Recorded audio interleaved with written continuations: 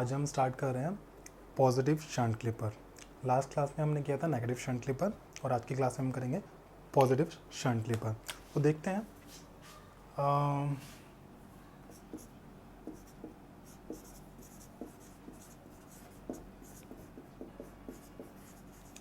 As you know इसको positive shunt clipper क्यों बोलते हैं, क्योंकि ये मैक्सिमम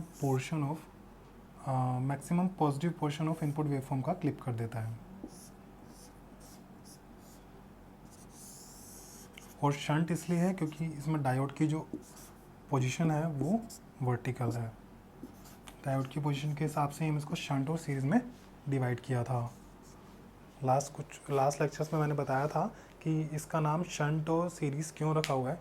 शंट और सीरीज़ हम पता लगाते हैं कि डायोड की पोजीशन क्या है। अगर इसकी पोजीशन वर्टिकली है, जो कि मैंने देखा है आपको, ये वर्टिकली पोजीशन है इसकी, तो इसका मतलब ये शंट क्लिपर होगा। और अगर इसकी पोजीशन हॉरिजॉन्टली होता, अगर ये डायोड यहाँ पर लगा होता तो सीरीज़ क्लिपर होता। पॉजिटिव और नेगेटिव क्लिपर में डिफरेंस क्या है। अगर कोई पॉजिटिव क्लिपर है तो जो इनपुट का मैक्सिमम पॉजिटिव पार्ट है वो क्लिप करेगा। अगर कोई पोर्शन नेगेटिव क्लिपर है तो इनपुट का मैक्सिमम नेगेटिव पार्ट वो क्लिप करेगा। तो देखते हैं, अगर मैं इसको इनपुट में एक वेवफॉर्म देता हूँ,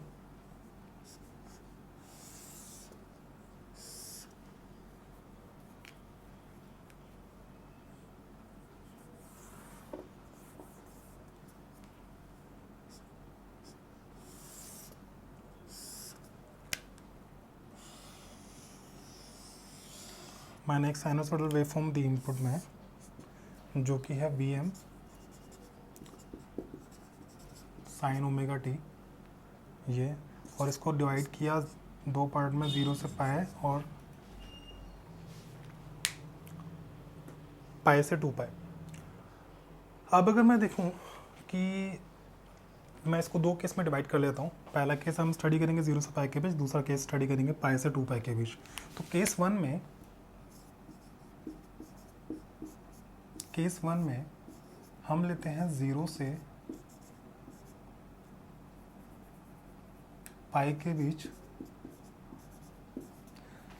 जिसमें कि हमारी है positive half cycle of input waveform. तो अगर हम देखें कि हमने इनपुट की पॉजिटिव हाफ साइकिल इस सर्किट को दी यहाँ पर, तो बेसिकली डायोड का जो पी टर्मिनल है, जो कि है ये, वो किससे कनेक्टेड होगा? पॉजिटिव पार्ट ऑफ इनपुट से। बेसिकली ये लाइन मैं इसलिए लिखता हूँ कि मैंने आपको मना किया कि इनपुट टर्मिनल की जो पोलैरिटी है, पॉजिटिव माइनस, पॉजिटिव और नेगेटिव, ये चेंज नहीं करनी है। अगर ये चेंज नहीं करनी है तो कन्फ्यूज़न हो जाती है कि इस टाइम पॉजिटिव का कौन सा पार्ट कनेक्टेड है डायोड से। इस कन्फ्यूज़न को दूर करने के लिए हम ये अभी के लिए डिफ़ाइन करेंगे। आगे जब आप न्यूमेरिकल करेंगे या कोई भी क्वेश्चन करेंगे तब डिफ़ाइन करने की ज़रूरत बिल्कुल भी नहीं है। तब अगर आप माइंड में सोचेंगे तब भी चलेगा इतना, बट अभी के लिए क्योंकि हम फर्स्ट टाइम इस सर्किट को समझ रहे हैं तो हमें अभी लिखना है। मैंने पहले भी जो क्लिपर सर्किट्स कराए थे उसमें भी लिखा था, इसमें भी लिख रहा हूँ। इसका मतलब क्या है कि 0 से पाई के बीच जो हमारी पॉजिटिव हाफ साइकिल है वो हम डायोड को दे रहे हैं। अगर positive half cycle, positive part of input यानी पॉजिटिव हाफ साइकिल पी से कनेक्टेड है, तो इसका मतलब क्या होगा कि पी के पास पोटेंशियल हायर है देन एन। इसका मतलब क्या होगा, अगर मैं इस डायोड को बाहर निकालूँ, एक बार एनालाइज करने के लिए मैं इसको बाहर निकाल लेता हूँ, और अब हम देखते हैं पी और एन। अगर मैं यहाँ पर देखूँ, पी के पास जो है वो हायर पोटेंशियल है। क्यों? क्योंकि पी के पास positive half of input cycle है, इसलिए पी का पोटेंशियल हायर है। अगर पी एन डायोड में पी का हायर पोटेंशियल होगा तो ये जो डायोड है ये है फॉरवर्ड बायस। फॉरवर्ड बायस का मतलब क्या हुआ? आइडियल डायोड है तो ये शॉर्ट सर्किट हो जाएगा। दैट मीन्स इस डायोड को हम शॉर्ट सर्किट से रिप्लेस कर देंगे। अब इस डायोड को शॉर्ट सर्किट से रिप्लेस करेंगे तो मैं ये डायग्राम दोबारा यहाँ पर बना देता हूँ एक बार।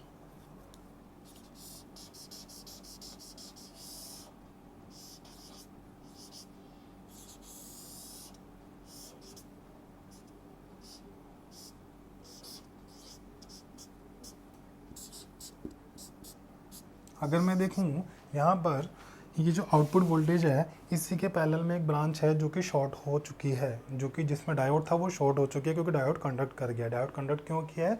पीक के पास हायर पोटेंशियल है। अगर ये ब्रांच शॉर्ट हो गई है तो जो आउटपुट वोल्टेज की वैल्यू होगी वो ज़ीरो होगी, क्योंकि वी के अलॉन्ग जो ब्रांच है वो शॉर्ट सर्किट है। किसी भी शॉर्ट सर्किट में वोल्टेज होती है ज़ीरो, क्योंकि रेजिस्टेंस होता है ज़ीरो।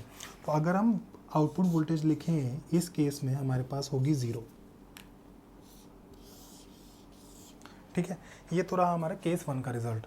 अब अगर हम देखें केस 1 में हमने 0 से पाई के बीच लिया, केस 2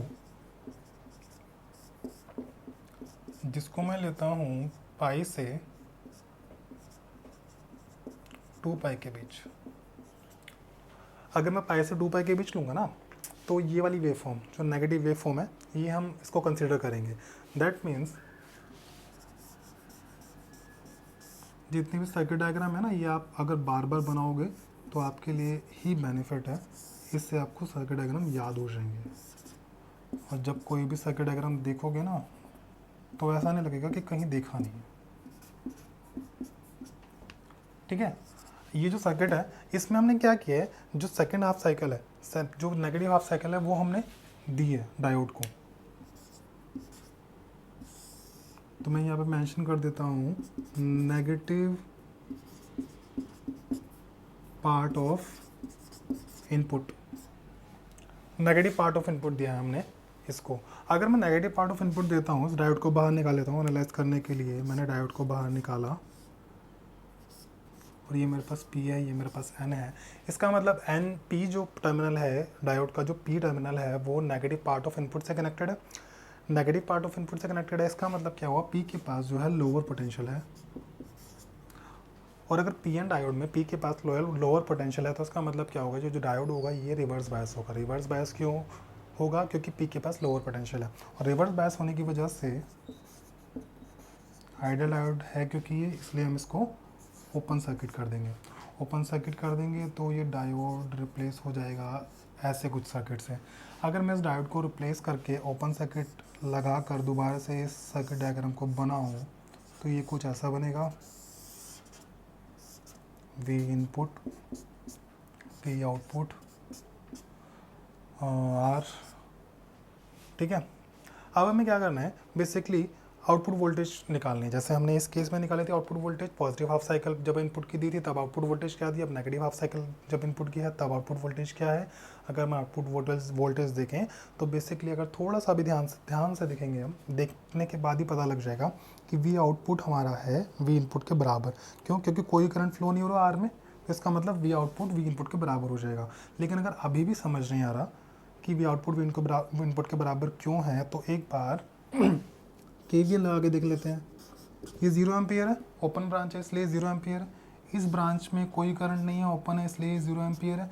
दोनों ब्रांच में 0 एम्पियर करंट, मतलब यहाँ से कोई भी करंट आ रहा है वो भी 0 एम्पियर होगा, क्योंकि यहाँ पर दोनों ब्रांच में 0 एम्पियर है। इस ब्रांच में 0 एम्पियर करंट है, इसका मतलब इसमें से वोल्टेज ड्रॉप होगी वो भी 0 वोल्ट होगी। ठीक है, आर के अक्रॉस जो वोल्टेज ड्रॉप होगी वो भी 0 वोल्ट होगी। 0 वोल्ट ड्रॉप है। और इसके बाद मैं अगर इसमें KVL लगाऊं, यहाँ से मैं ऐसे क्लॉकवाइज चल रहा हूँ, जो साइन आ रहा है वो लिखता जा रहा हूँ। V इनपुट प्लस में 0 वोल्ट प्लस में V output equals to 0। That means ये मुझे दे रहा है V output is equal to V input at the end. ये मेरे पास रिजल्ट आया केस 2 का। ये केस 1 का रिजल्ट, ये केस 2 का रिजल्ट। इसको ध्यान देना है। मेन चीज़ जो क्लिपर सर्किट में ध्यान देने की बात है वो ये है कि डायोड कब ऑन हो रहा है कब ऑफ हो रहा है। अगर आप ये आइडेंटिफाई कर लेते हैं तो उसके बाद तो नॉर्मल नेटवर्क से आपका क्वेश्चन सॉल्व हो जाएगा। तो ध्यान ये देना है कि ये जो P है इस किस टाइम कौन से पार्ट से कनेक्टेड है। अगर पॉजिटिव से कनेक्टेड है तो हायर पोटेंशियल है, इसका मतलब कंडक्ट करेगा। नेगेटिव से कनेक्टेड है तो लोअर पोटेंशियल है, इसका मतलब कंडक्ट नहीं करेगा और डायोड, और हम इसको ओपन सर्किट कर देंगे। उसके बाद हमने देखा कि हमारे पास केस 1 का रिज़ल्ट ये है, केस 2 का रिज़ल्ट ये है। अगर मैं यहाँ पर V इनपुट V आउटपुट की वेव फॉर्म बनाता हूँ जो कि हमारे पास रिज़ल्ट आया है उसके अकॉर्डिंग, तो हम देखें कि जब हमारे पास इनपुट 0 से पाई के बीच था, यानी 0 से पाई के बीच इनपुट था, तब हमारा आउटपुट क्या आ रहा है 0। मैं कोई भी वैल्यू दूँ इनपुट की, कोई भी वैल्यू इनपुट की दूँ, आउटपुट हमेशा 0 ही रहेगा। तो मैं यहाँ पर डिनोट करता हूँ, इसको मैंने यहाँ डिनोट किया कि ये 0 है, ये कोई वैल्यू नहीं है। अगर सेकंड केस में देखो, जब मेरा इनपुट पाई से 2 पाई के बीच है, तो मेरा ये वाला केस है पाई से 2 पाई के बीच में, जो ये वाला केस है इसमें मेरा हमेशा आउटपुट क्या आ रहा है, इनपुट के बराबर। यानी मैं अगर इनपुट की इस वेव फॉर्म में से कोई भी वैल्यू दूँ, सेम आउटपुट मेरा आएगा। कोई भी मैं वैल्यू इनपुट की दूंगा तो बेसिकली आउटपुट जो है वो इनपुट को फॉलो कर रहा है इस पोर्शन के बीच। तो मैं इसको ऐसे ड्रॉ कर दूंगा वी आउटपुट। तो ये आपने देखा, ये वेव फॉर्म है, ये आउटपुट कैरेक्टरिस्टिक्स है इसके। पॉजिटिव हाफ साइकिल में पूरा 0 होगा क्योंकि पॉजिटिव हाफ साइकिल को ये क्लिप कर रहा है, इसलिए इसका नाम पॉजिटिव शंट क्लिपर है। पॉजिटिव क्लिपर का मतलब है क्योंकि ये पॉजिटिव पार्ट क्लिप कर रहे हैं। अब अगर नेगेटिव हाफ में देखो तो नेगेटिव हाफ ये क्लिप नहीं कर रहा, पूरी की पूरी as it is negative cycle दे रहा है, क्योंकि हमारे पास V output equal to V input है सेकंड केस में, 0 से पाई के केस में। कैसे है वो मैंने अभी सॉल्व किया। इसके बाद नेक्स्ट हमारा जो पार्ट आता है वो आता है ट्रांसफर कैरेक्टरिस्टिक्स का। ट्रांसफर कैरेक्टरिस्टिक्स मैं यहाँ पे बताता हूँ। ट्रांसफर कैरेक्टरिस्टिक्स बेसिकली होता क्या है, वी आउटपुट और वी इनपुट के बीच का रिलेशन। वी आउटपुट और वी इनपुट के बीच का रिलेशन अगर हम देखें फर्स्ट केस में, अगर मैं इस केस में देखूँ 0 से पाई के बीच में, 0 से पाई के बीच वी आउटपुट और वी इनपुट के बीच का रिलेशन क्या है। इस केस में देखो 0 से पाई के बीच में अगर मैं कोई भी इनपुट की वैल्यू है उसके लिए आउटपुट क्या है, 0। कोई भी इनपुट की वैल्यू है उसके लिए आउटपुट क्या है, 0। यहाँ से ही पता लग रहा है इनपुट की कोई भी वैल्यू के लिए आउटपुट है 0। आउटपुट हमेशा 0 रहेगा। बट ये किस केस में, पॉजिटिव केस में। दैट मीन्स अगर मैं इनपुट की ये जो एक्सेस है, ये वाली जो एक्सेस है, इसमें कोई भी वैल्यू दूँ, हमेशा पॉजिटिव की कोई भी वैल्यू दूँ, आउटपुट हमेशा 0 रहेगा। तो अगर मैं 1 दूंगा तो भी 0 रहेगा, 2 दूंगा तो भी 0 रहेगा, 3 दूंगा तो भी 0 रहेगा। तो यहाँ पर हम एक लाइन खींचते हैं जिसका मतलब ये क्लिप्ड रीजन है। अगर मैं देखूँ सेकंड केस में, अगर मैं इनपुट की जो नेगेटिव है, नेगेटिव वैल्यू, अगर मैं इनपुट की कोई भी नेगेटिव वैल्यू देता हूँ तो मेरा आउटपुट इनपुट को फॉलो करेगा। दैट मीन्स अगर मैं इनपुट की कोई भी वैल्यू दूँ तो मेरा आउटपुट इनपुट के बराबर होगा। इनपुट की नेगेटिव वैल्यू के लिए हमारे पास एक्सेस कौन सी है, ये वाली, ये -v इन है। तो ये वाली जो एक्सेस है, अगर मैं इसको -1 देता हूँ, वी इनपुट अगर मेरा -1 है तो वी आउटपुट भी -1 होगा। वी इनपुट अगर मेरा -3 है तो वी आउटपुट भी -3 होगा। ठीक है, ऐसे ही अगर मैं -1 दूंगा तो आउटपुट भी ये आउटपुट की एक्सेस है, -1 होगा। अगर इनपुट मेरा -3 है तो ये आउटपुट भी -3 होगा। इसका मतलब क्या है, यहाँ पर ये एक स्लोप बन रहा है, स्ट्रेट लाइन, जिसका स्लोप है 1 स्लोप क्यों है, क्योंकि जिस रेशो से इनपुट चेंज हो रहा है उसी रेशो से आउटपुट चेंज हो रहा है।